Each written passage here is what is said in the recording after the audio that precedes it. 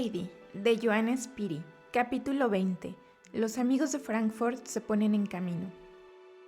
Había llegado el mes de mayo. De todas las alturas cercanas, los torrentes precipitaban su enorme caudal en el valle. Una cálida atmósfera envolvía los Alpes reverdecidos. El sol acababa de fundir las últimas nieves y sus rayos vivificadores habían despertado las primeras flores en los prados.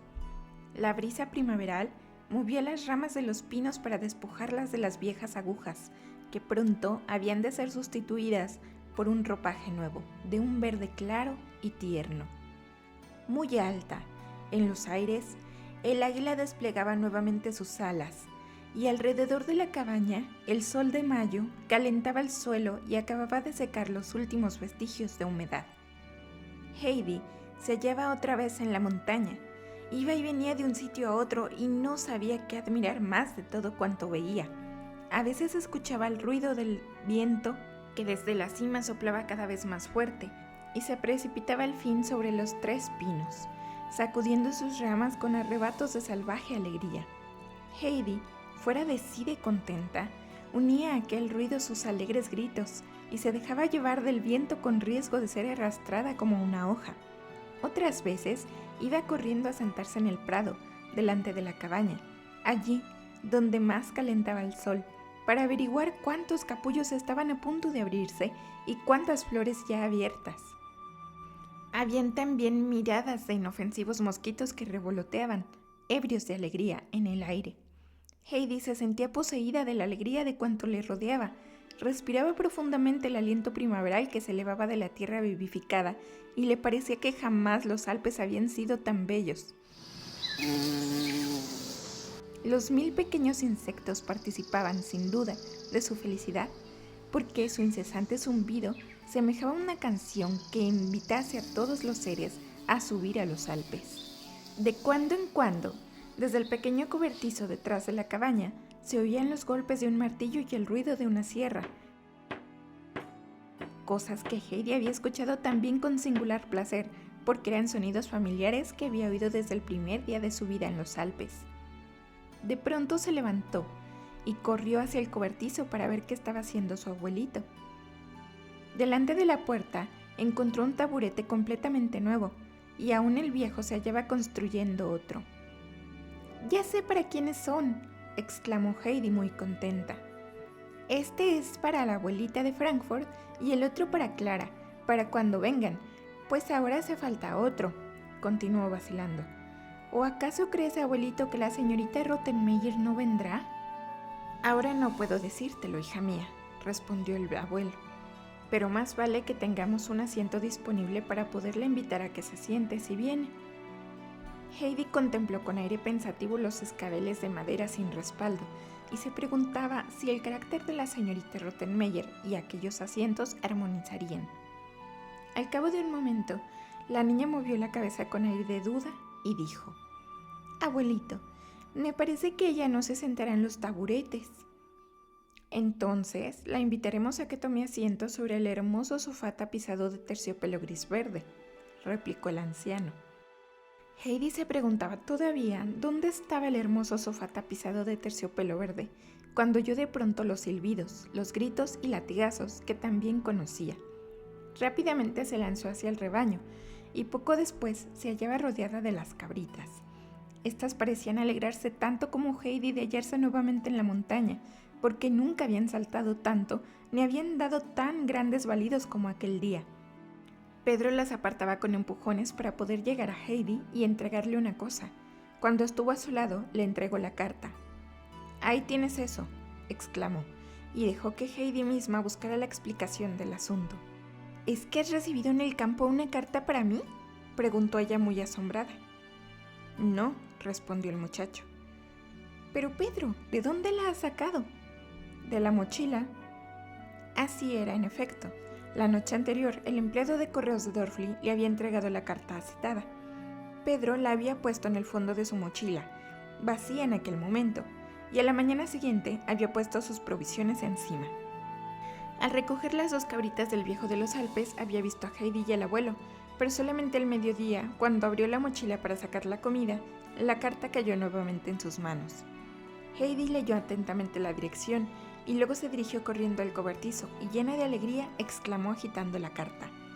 ¡Una carta de Frankfurt! ¡Una carta de Clara! ¿Quieres que te la lea enseguida, abuelito? Este estaba dispuesto a escucharla, y Pedro, que había seguido a Heidi, se preparó también para asistir a la lectura, apoyándose en el montante de la puerta para tener un sostén sólido y poder oír cómodamente lo que Heidi iba a leer. La niña empezó.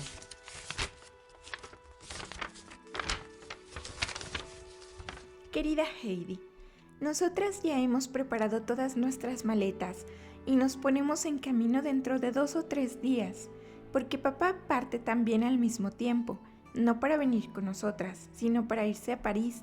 El doctor viene a vernos todos los días y apenas entra empieza a gritar «¡Marchad, marchad a los Alpes!». No llega la hora de que nos pongamos en camino.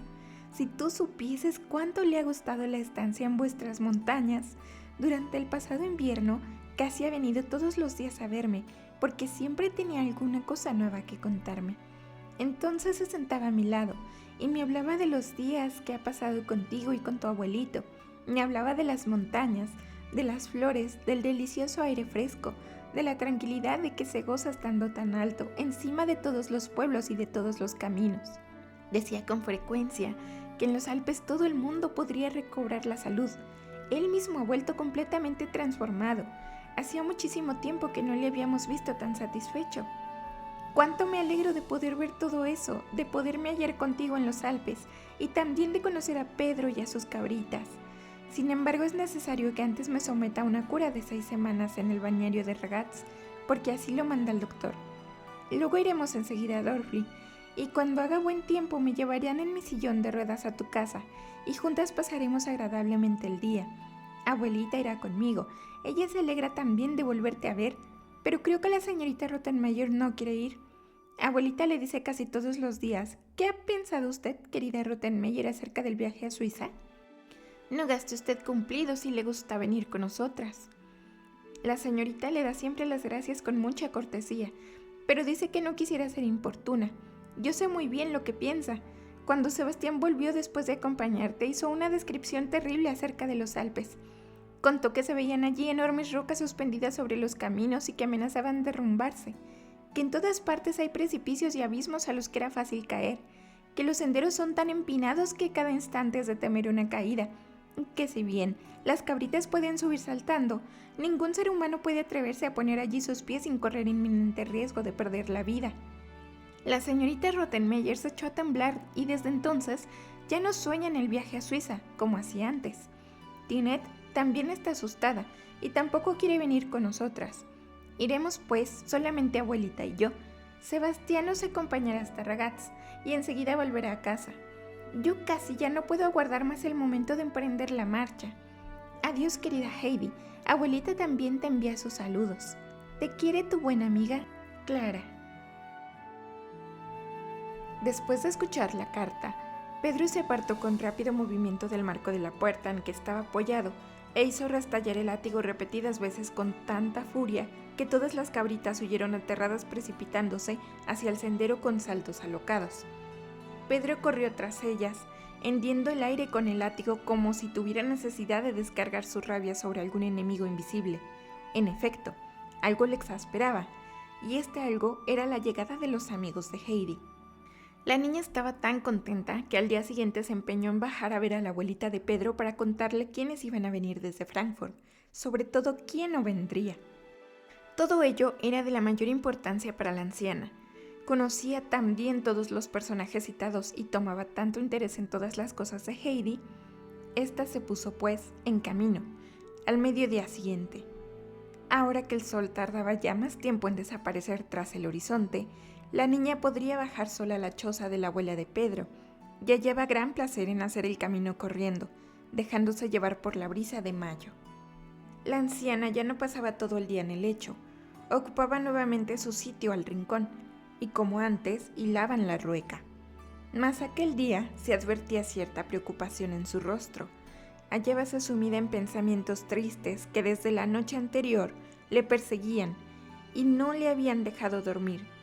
Cuando Pedro, hecho una furia, Entró por la noche en casa y la anciana había comprendido, deduciéndolo de las palabras entrecortadas del muchacho, que iban a llegar de Frankfurt una porción de personas. En cuanto a lo que iría sucediendo después, Pedro no sabía nada, pero los pensamientos de la abuela eran muy negros acerca del porvenir. Heidi entró corriendo en la habitación y se fue en derechura hacia la abuela.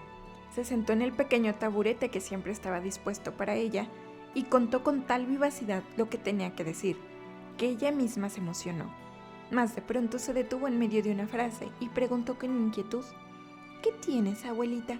¿Es que lo que te cuento no te gusta? Sí, Heidi, por ti me alegro, puesto que la llegada de tus amigos te causa tanta alegría, respondió la anciana esforzándose por parecer contenta. Pero abuelita, yo veo que estás preocupada. ¿Es que temes que pueda venir la señorita Rottenmeier?, preguntó Heidi mostrándose también inquieta. No es nada, aseguró la abuela para tranquilizarla. Dame un poco tu mano, Heidi, para que yo me dé buena cuenta de que estás aún a mi lado. Seguramente será para tu bien, aunque a mí me parece que después no podré vivir. Pues yo no quiero nada para mí si tú después no puedes vivir, abuelita, declaró Heidi en tono tan decidido que en el corazón de la anciana nacieron otros temores.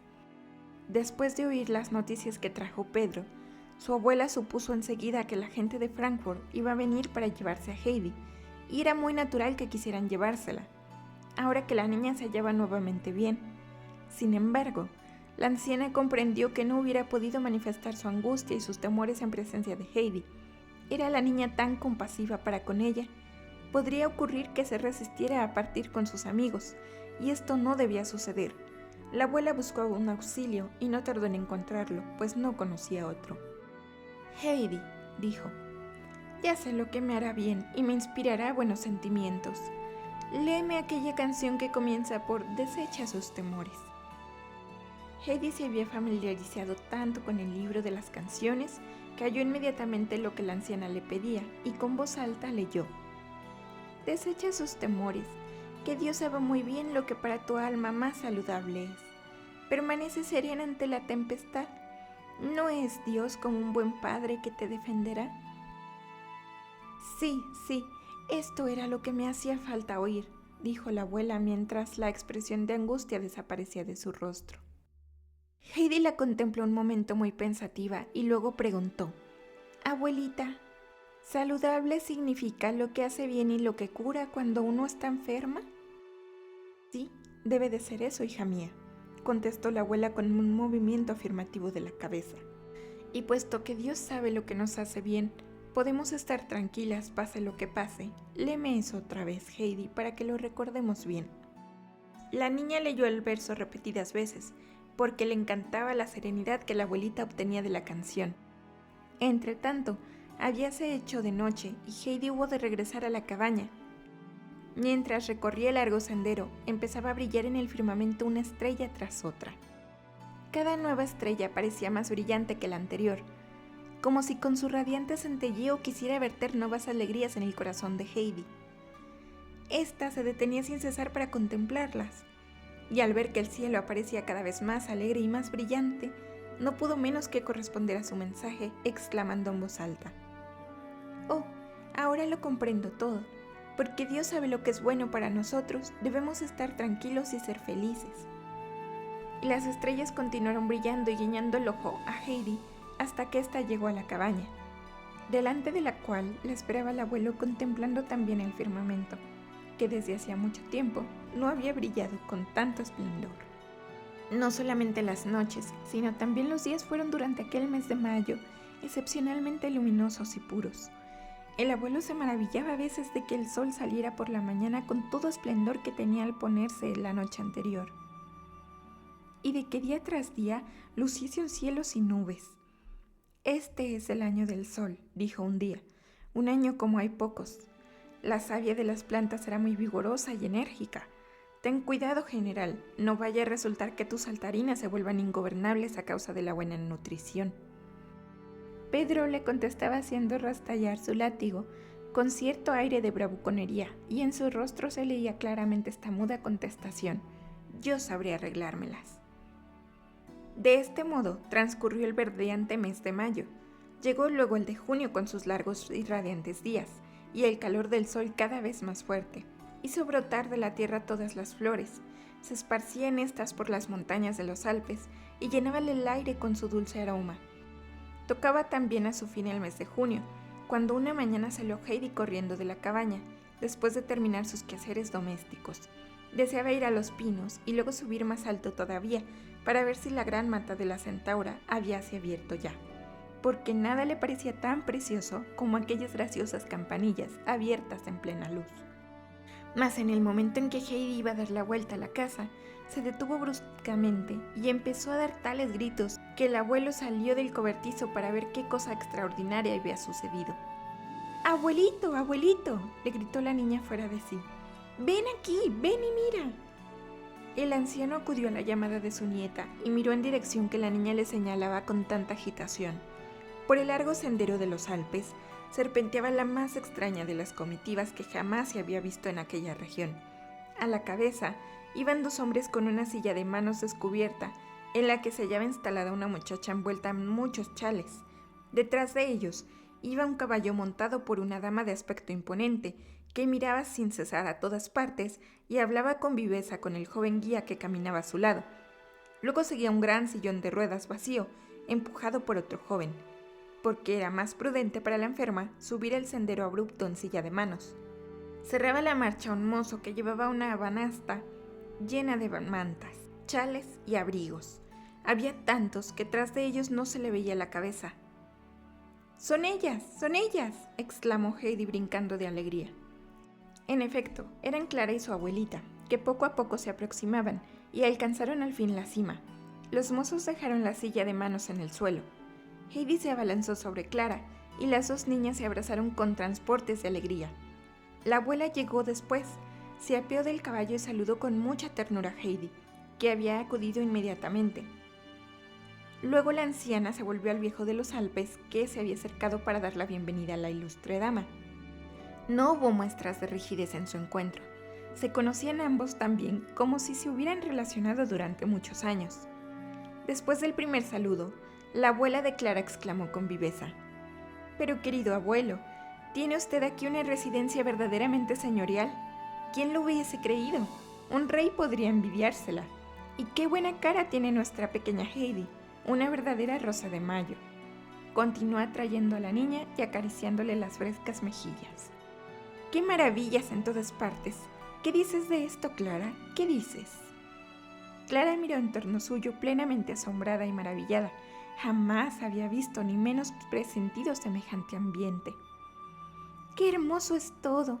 ¡Qué bien se está aquí!, repetía sin cesar. Jamás hubiera podido figurarme que fuera así. ¡Oh, abuelita, quisiera quedarme aquí! Mientras tanto, el viejo de los Alpes había aproximado el sillón de ruedas en cuyo asiento colocó algunas mantas que había tomado de la banasta. Luego se dirigió hacia la silla de manos. «Si instalásemos a la señorita en su sillón, se encontraría mucho mejor», dijo. «La silla es un poco incómoda». Y sin esperar que lo ayudasen, con sus brazos vigorosos, levantó suavemente a Clara y la colocó con el mayor cuidado en el cómodo sillón. Luego extendió la manta sobre sus rodillas y le arregló también los pies sobre los cojines, que se hubiera dicho que se había pasado la vida cuidando a personas inválidas. La abuela miraba al viejo con gran asombro. «Abuelo», dijo al fin, «si yo supiese dónde ha aprendido usted a cuidar de los enfermos, mandaría al mismo sitio a todas las enfermeras que conozco para que pudiesen adquirir la destreza que usted tiene. No entiendo cómo es posible esto». El viejo sonrió afablemente. «Es más cuestión de práctica que de estudios», respondió. Pero a pesar de la sonrisa, se advertía en su rostro un poco de tristeza. Había recordado de pronto el rostro sufriente de un hombre sentado en otra silla igual que la de la niña, mas cuyo cuerpo se hallaba tan mutilado que apenas le quedaba un miembro útil. Aquel hombre había sido capitán a las órdenes del cual se hallaba el viejo, y al que se encontró en Sicilia después de un duro combate muy mal herido. Cargándolo sobre sus fuertes hombros, sacó al capitán del lugar peligroso. Desde entonces no lo abandonó ni un momento y lo cuidó hasta que la muerte puso término a su triste situación. Al ver a Clara sentada en el sillón, Le pareció que la cosa más natural, como antes hiciera con su capitán, era cuidar de la niña y prestarle todos aquellos servicios que también conocía. Sobre la cabaña y los pinos se cernía un cielo sin nubes, de un azul profundo, que sobrepasaba las altas cumbres grises de la montaña. Clara no pudo apartar la mirada de aquella maravilla y se hallaba transportada de alegría. «Oh, Heidi, qué dicha! Si yo pudiera recorrer este prado, dar contigo la vuelta a la cabaña y pasearme bajo los pinos», exclamó con anhelo. «Ojalá pudiera ver contigo todo lo que ya conozco desde hace tanto tiempo, sin haberlo visto jamás». Heidi, al oír a su amiga, hizo un gran esfuerzo y logró lo que se había propuesto.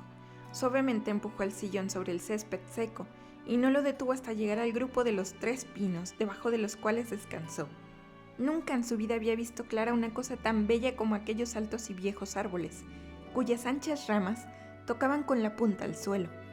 También la abuela, que había seguido a las niñas, se detuvo asombrada ante tanta belleza.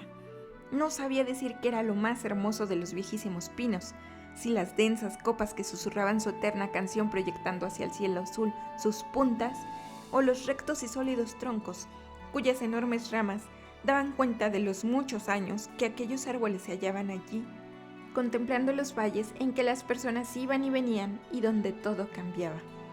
Y solo ellos seguían allí, como siempre. Entretanto, Heidi había llevado el sillón de Clara al establo de las cabritas, cuya puerta abrió enseguida de par en par para que su amiga pudiera verlo todo bien. Mas en aquel momento, poca cosa había que ver en el establo, puesto que sus habitantes se hallaban fuera.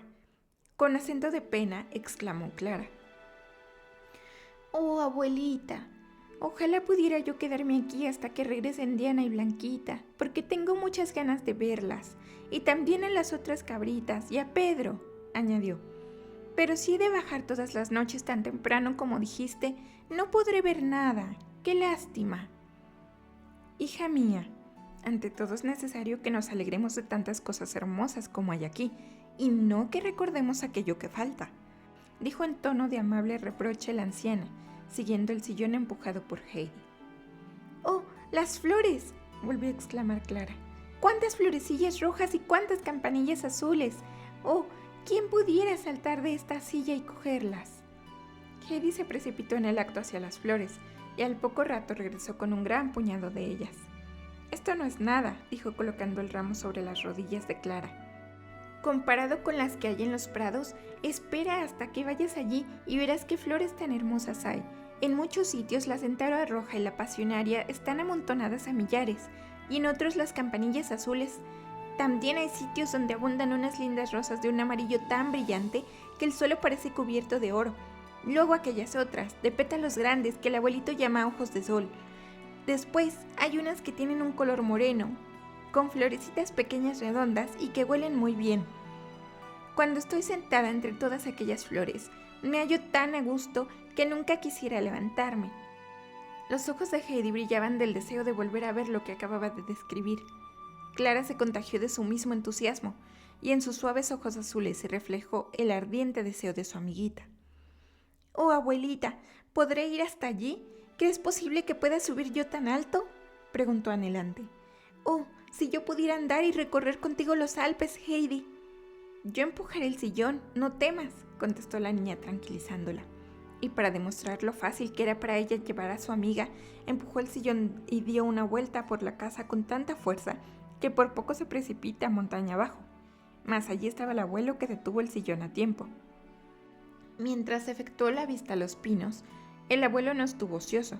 Junto al banco delante de la cabaña había puesto la mesa y algunos asientos, y todo estaba dispuesto para que allí mismo pudiera tomarse la excelente comida que en aquel momento se cocía en un perol, en el hogar de la cabaña. No pasó mucho tiempo, cuando el abuelo tenía ya todo colocado encima de la mesa. Alegremente se reunió la gente alrededor de ella.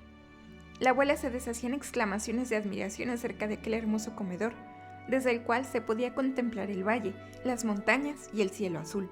Una suave brisa llevaba sobre los comensales un fresco agradable y susurraban los pinos tan dulcemente como si el rumor se produjera para amenizar la fiesta.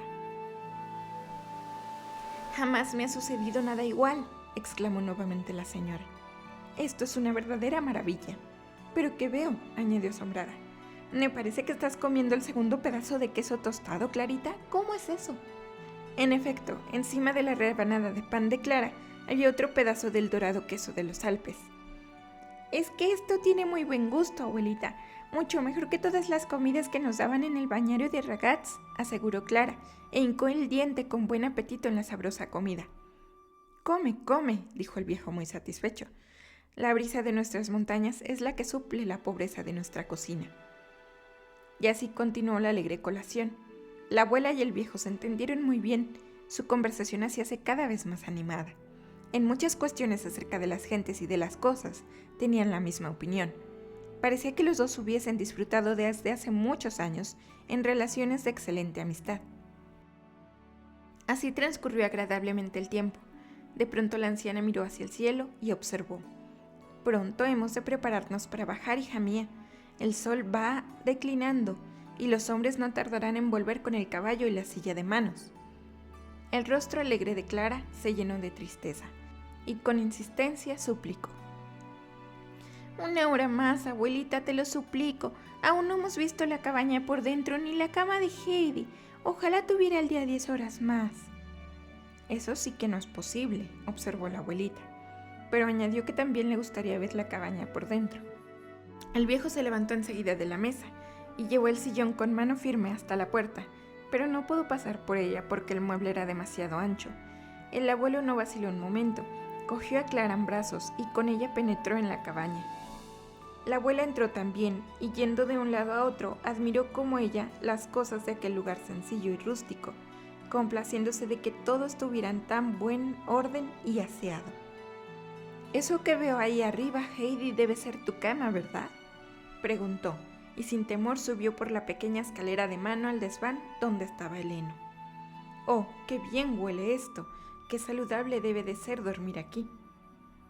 Después se dirigió a la pequeña ventana practicada en el techo. Detrás de ella subió el abuelo con Clara en brazos. Heidi tampoco se quedó abajo. Todos se hallaban en torno al lecho de Heidi. La anciana, muy pensativa, lo contemplaba, aspirando de cuando en cuando con placer el fuerte aroma del heno fresco.